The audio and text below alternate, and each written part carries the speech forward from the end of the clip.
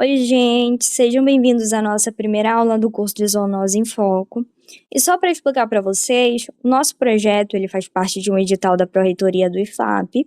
É um projeto de ensino com o objetivo de fomento aos programas institucionais de ensino. Então, ele tem como foco a contribuição na formação dos estudantes por meio da melhoria do processo de ensino-aprendizagem. Eu me chamo Lara, eu sou do 7º semestre de veterinária e eu que sou responsável aqui pelo curso. Então, só reforçando como é que vão funcionar nessas aulas, elas vão ser postadas uma vez por semana e o material vai ser disponibilizado no Classroom com um resumo do que foi tratado em cada aula. Então, o assunto da nossa primeira aula vai ser sobre zoonose e saúde única. Hoje vamos entender como as doenças que circulam entre humanos e animais afetam a saúde pública, os conceitos básicos para o nosso curso e por que a abordagem de saúde única é essencial para prevenir e controlar essas enfermidades. Nos últimos anos, nós vivenciamos surtos e pandemias, como a gripe aviária, a ebola, o Covid, e isso só reforçou a necessidade que a gente tem de estudar essa relação que ocorre entre os humanos, os animais e o meio ambiente. Mas primeiro, a gente precisa saber o que são as zoonoses. Elas são doenças infecciosas que são transmitidas entre animais e humanos. Elas podem ser causadas tanto por vírus quanto por bactérias, fungos, parasitas, protozoários. Algumas são conhecidas há séculos, como a raiva, e algumas outras surgem devido às mudanças ambientais e o contato maior que hoje em dia está tendo entre humanos e os animais. Um conceito de zoonoses pela Organização Mundial da Saúde é que são doenças ou infecções naturalmente transmissíveis entre animais vertebrados e os seres humanos. E agora vamos falar sobre outros conceitos relacionados à zoonose, que seriam as zoonoses ocupacionais, que são aquelas doenças que estão relacionadas à ocupação ou ao trabalho que a pessoa está exposta, que esse seria o nosso caso como futuros veterinários, que pelo fato da gente trabalhar diretamente com animais, acabamos ficando mais expostos a certas doenças do que outros profissionais. Outro conceito é o de zoonoses emergentes, que são zoonoses recentemente conhecidas ou aquelas zoonoses que já são reconhecidas, mas que mostram um aumento na incidência ou na expansão em uma área geográfica ou alguma alteração no comportamento do vetor ou no hospedeiro. E por fim, temos as zoonoses reemergentes, que vão ser aquelas doenças que reaparecem depois de já serem erradicadas ou controladas. Em geral, elas vão indicar uma falha nas ações realizadas de controle. E aqui esse é um exemplo clássico de zoonoses que praticamente todo mundo conhece. A gente vai se aprofundar mais no decorrer do curso, mas aqui é só para exemplificar, que a gente tem a leptospirose, a toxoplasmose e também a febre amarela. Mas por que as zoonoses são de fato um problema de saúde pública? As zoonoses, elas representam uma ameaça global. De acordo com a OMS, mais de 60% das doenças infecciosas humanas têm origem animal, e 75% das doenças emergentes vêm dessa interação humano-animal. Além dessa questão sanitária que ela traz, tem um impacto econômico significativo, causando prejuízos na agropecuária, turismo e até mesmo no comércio internacional. E só para a gente ter ainda mais noção da importância, nós temos que existem mais de 200 doenças transmissíveis que podem ser caracterizadas como zoonoses. As zoonoses sempre fizeram parte da história da humanidade. Então, quando vamos falar das zoonoses ao longo da história, podemos citar, por exemplo, a peste negra, que ocorreu no século XIV e matou milhões de pessoas, e ela foi causada por uma bactéria que era transmitida por pulgas de roedores. Também tivemos a gripe espanhola, que ocorreu no século XX. Ela possivelmente foi originada em aves e causou mais mortes do que a Primeira Guerra Mundial. Também tivemos o Covid-19, mais recentemente, ali por 2019 e 2020, onde ela só serviu para reforçar como essas zoonoses podem ter um impacto global. Algumas mudanças ambientais, como a urbanização, o desmatamento e as mudanças climáticas, acabaram nos deixando cada vez mais expostos a novos agentes infecciosos. O desmatamento, por exemplo, ele força que os animais silvestres se aproximem cada vez mais das cidades, o que aumenta o risco de transmissão de doenças. Agora que nós já compreendemos o que são zoonoses e a sua relevância histórica, nós vamos nos aprofundar nos conceitos e classificar essas doenças, além de introduzir a abordagem saúde única. A primeira classificação das zoonoses, ela ocorre quanto ao modo de transmissão. E nós temos a antropozoonose, que ela é transmitida de animais para humanos, um exemplo é a raiva. A zoantroponose, que ela é transmitida de humanos para animais, um exemplo é a tuberculose bovinas. E as anfixenoses, que são doenças que circulam entre homens e animais, podem ser tanto transmitidas de homem para animais, quanto de animais para homens. Um exemplo é a estafilococose.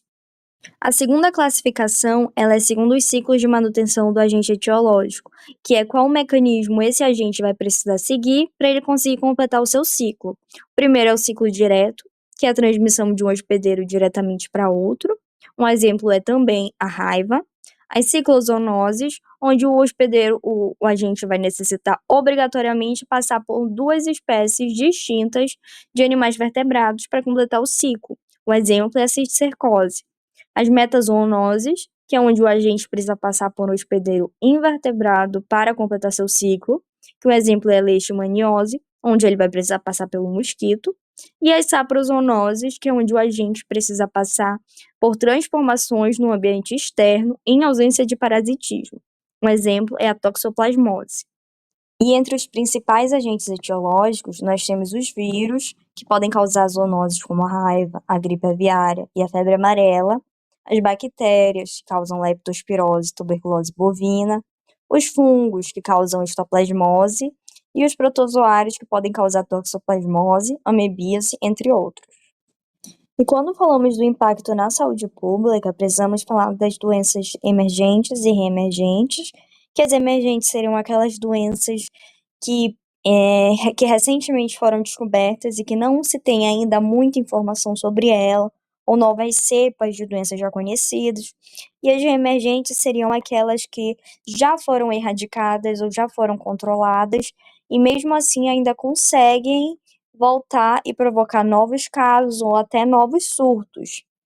E outro problema também é a resistência antimicrobiana, que acaba se tornando um desafio global. E agora vamos falar um pouco sobre saúde única, que se trata de uma forma de entender a saúde como um sistema que reúne saúde das pessoas, dos animais e do meio ambiente. Ela compreende que a saúde humana está diretamente ligada à saúde animal e ambiental. Por isso, ela vai buscar a integração das áreas de estudo, como a medicina humana, a medicina veterinária, a ecologia, a agricultura e outras, para enfrentar melhor os desafios da saúde global. Essa colaboração entre essas diferentes áreas de estudo, ela vai ser essencial para prevenir doenças, monitorar surtos, promover a segurança alimentar e diminuir os impactos negativos das atividades humanas no meio ambiente. E a definição vai ser exatamente isso, essa integração da saúde humana, animal e ambiental, e o principal objetivo dela vai ser essa prevenção e controle de doenças de forma interdisciplinar. E aqui são alguns exemplos práticos da implementação da saúde única, que é o caso do controle da raiva por meio da vacinação de cães e gatos, que nós temos campanhas anuais de vacinação, o monitoramento de doenças em animais para poder prever surtos humanos, que é um exemplo a gripe aviária, e a compreensão da relação entre o desmatamento e o aumento das doenças zoonóticas, que uma vez que a gente compreende o risco que esse desmatamento ele pode causar, ele acaba sendo diminuído. E aqui são as 3 principais organizações que visam garantir que esse conceito de saúde única ele seja implementado, e o papel de cada uma delas.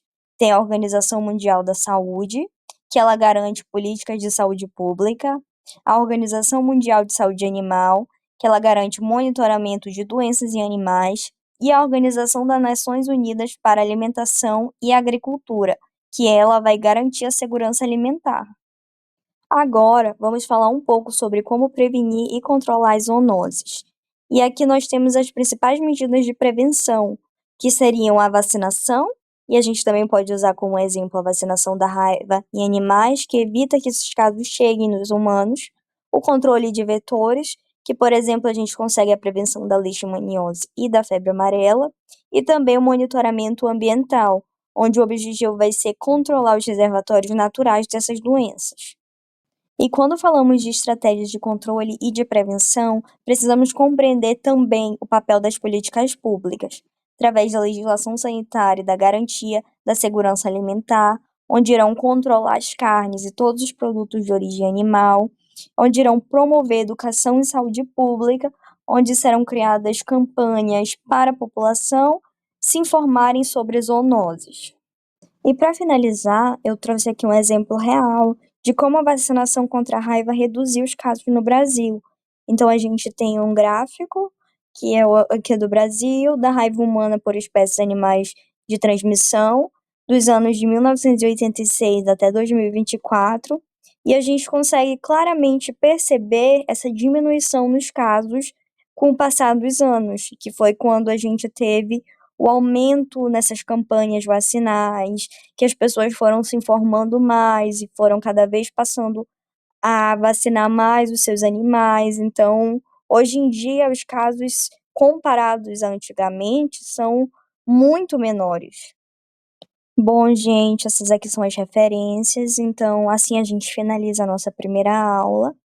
Eu agradeço a todos que se inscreveram e a todos que acompanharam a aula. Eu espero contar com vocês até o final do curso. Queria dizer também que é a minha primeira vez promovendo um curso como esse, então eu estou aprendendo também. Espero que seja bom para todos nós. Quem tiver alguma dúvida ou alguma sugestão, eu estou aberta. Pode enviar, pode mandar qualquer coisa. E eu vejo vocês na semana que vem. Obrigada.